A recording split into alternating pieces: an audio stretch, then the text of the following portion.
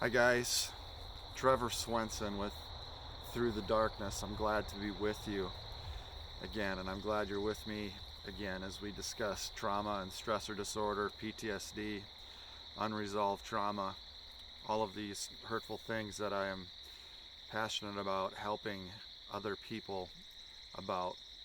I want to remind you again today, as I always will and I will continue to, that Through the Darkness is all about exactly that, moving through the darkness. We are going to get through this. This too shall pass. There will be painful times. There will be times when you don't think you're going to be able to make it, but I'm telling you that you will make it. Just so happens today that today's episode is one that I have been waiting to do because exactly where the camera is positioned today as I speak to you is where I sat in the November early morning sunshine, pleading for God to just end it all. I had completely given up.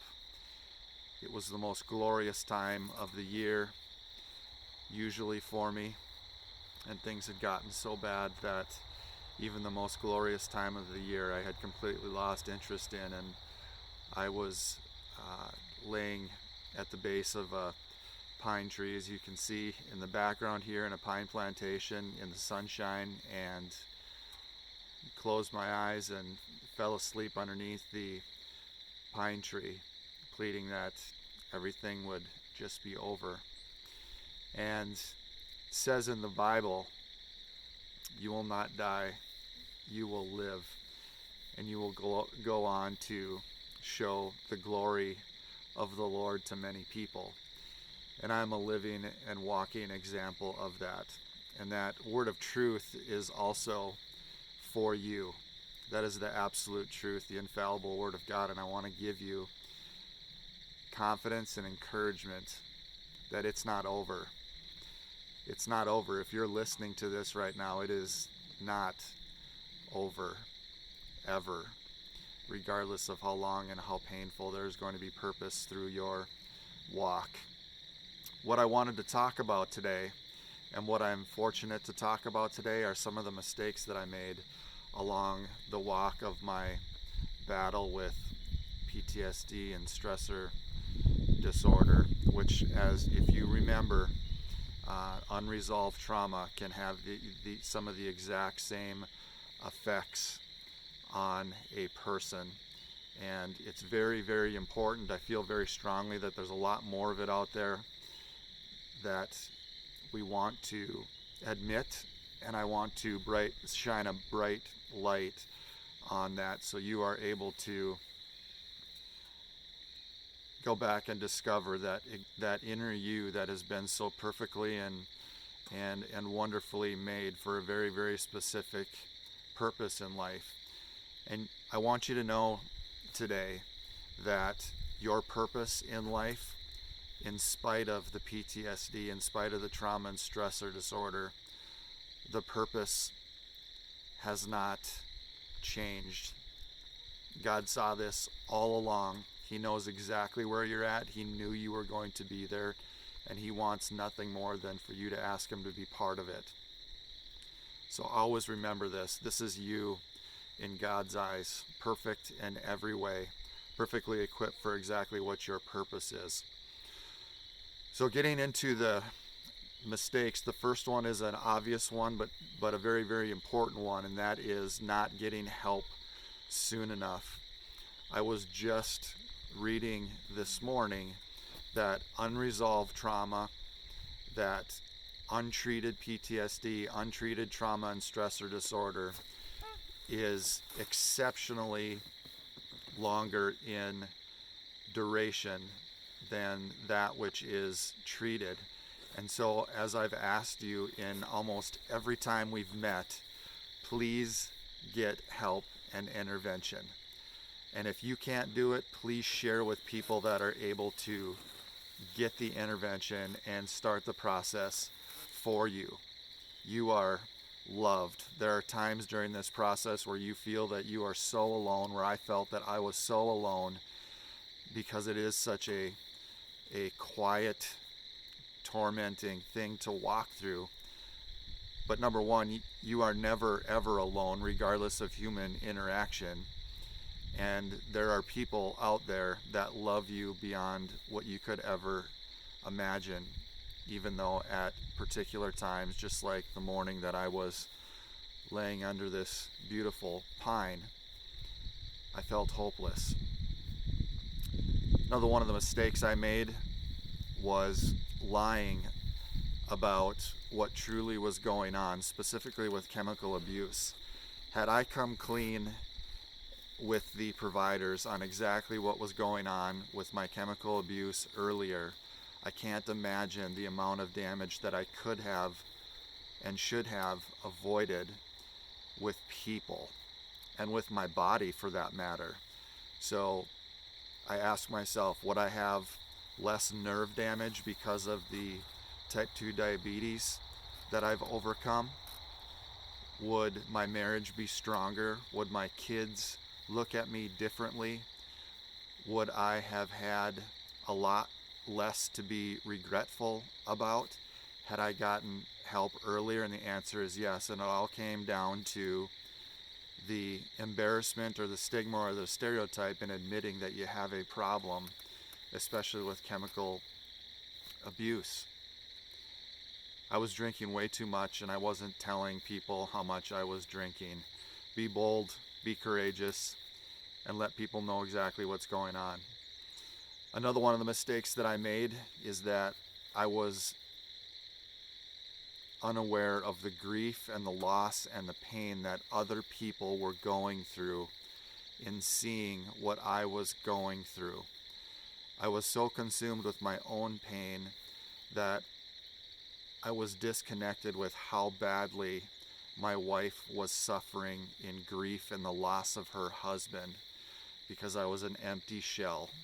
I was simply in survival mode. I was in the fog of war.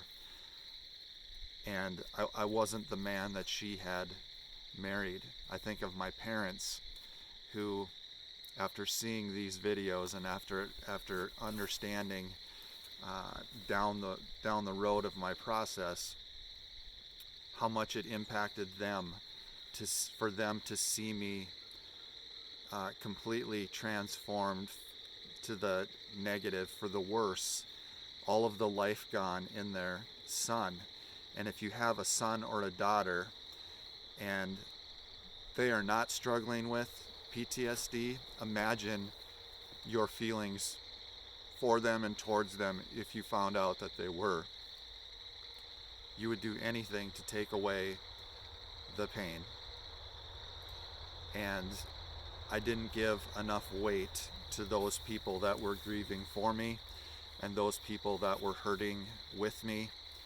And it's something that I want you to keep in mind, that there are people that, because of their love, because of their concern, because of their desire to see you better, they are grieving the loss. They are grieving with you. They are grieving the diagnosis. They are grieving the pain that you are going through. I also didn't listen to wise counsel. There were people, as I look back now in hindsight, that were urging me to get help, that were urging me to have conversations with people that knew a lot about this or had had experiences with this or had somebody in their family that was struggling with this or had struggled with this, and I didn't ask enough questions. And again, on paper it makes sense, because there will be times when you struggle with your self-worth, even when others see you as just as valuable, if not more valuable, as you walk through trauma and stressor disorder. It's hard to ask questions from a place of brokenness, but it is something that I should have done earlier, and I eventually became the question asker. I eventually became the guy that was prepared with questions and scenarios and symptoms and very directed agendas as to my healing process. And I want you to do that as well.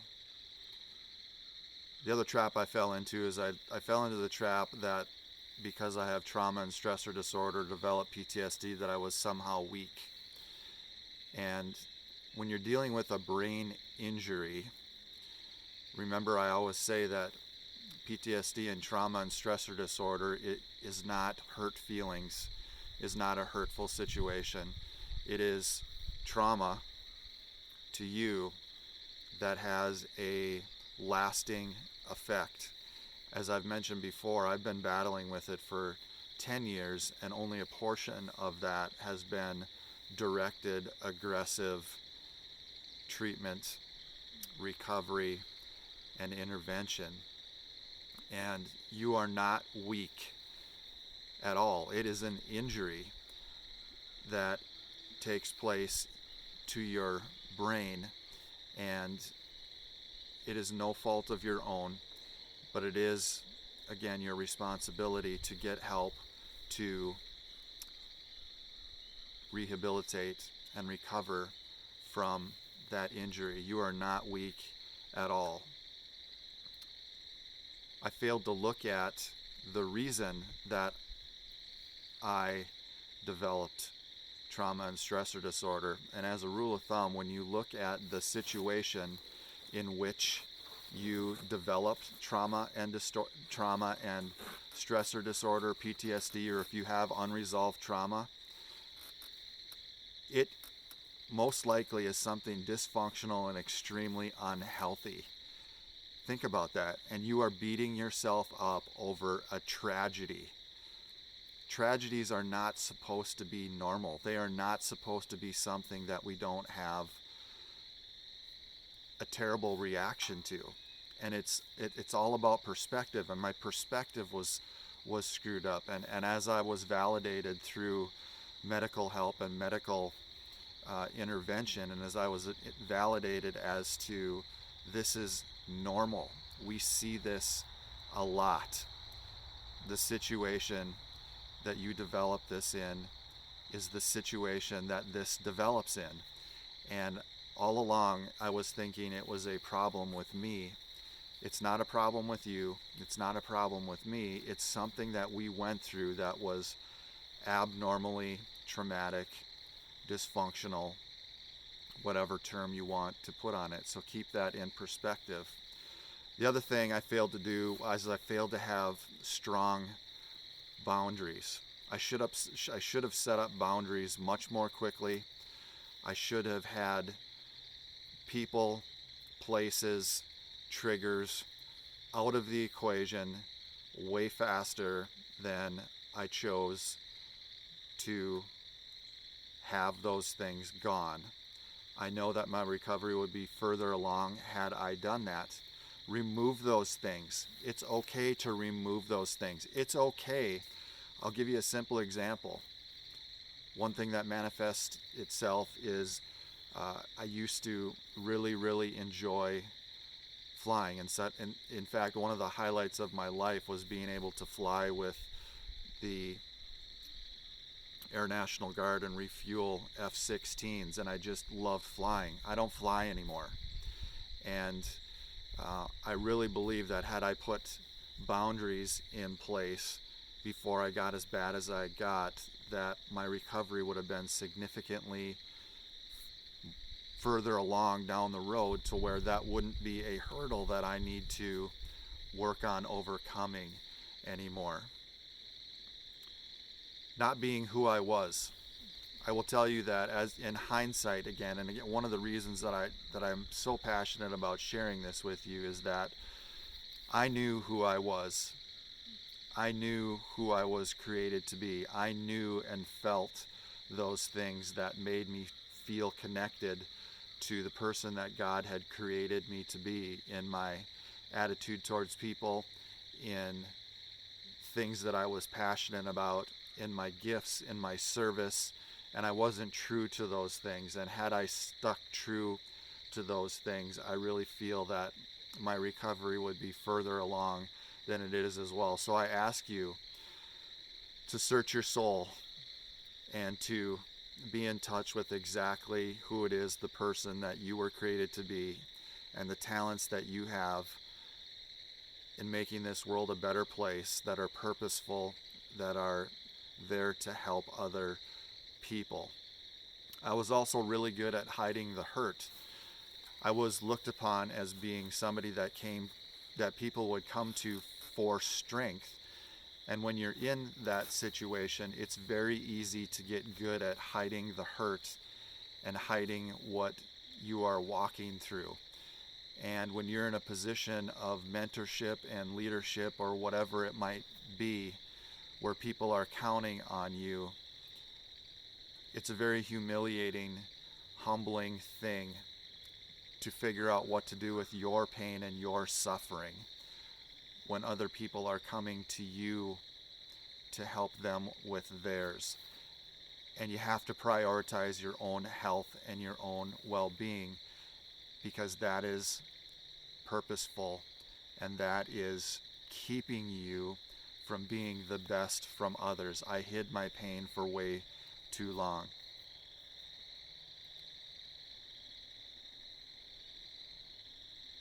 It all comes down to communication. It all comes down to honesty and transparency. It all comes down to making sure that you are being bold and that you are being full of courage and full of purpose in how you attack unresolved trauma, trauma and stressor disorder, and PTSD. You have to make that step. You have to make the commitment to get yourself well and into a position to where you are being helped, so you in turn have the strength and the ability and the cognitive clarity and the mental acuity, instead of the fog of war and instead of being in survival mode, you are able to proactively do what is the most purposeful thing in this lifetime, which is to help others become all that they were meant to be as well, in addition to maximizing the talents and the gifts that you have been given. So please consider these mistakes that I made. Please re-listen to it if you have to. Please click and subscribe.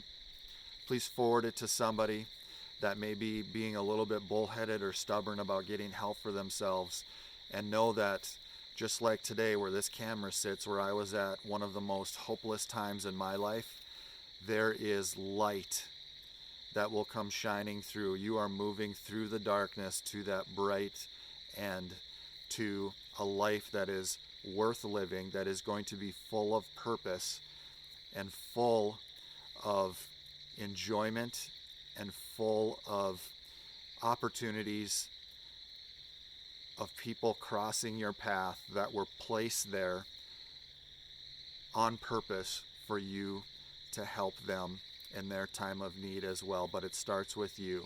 Again, this is Trevor Swenson. We're moving through the darkness. We're not setting up camp. We're not quitting. You've got it in you. Everything that you need to overcome this. Get help. People love you. You are loved. You are cherished. You are bought and paid for. Thanks for being with me. Can't wait to meet with you next time.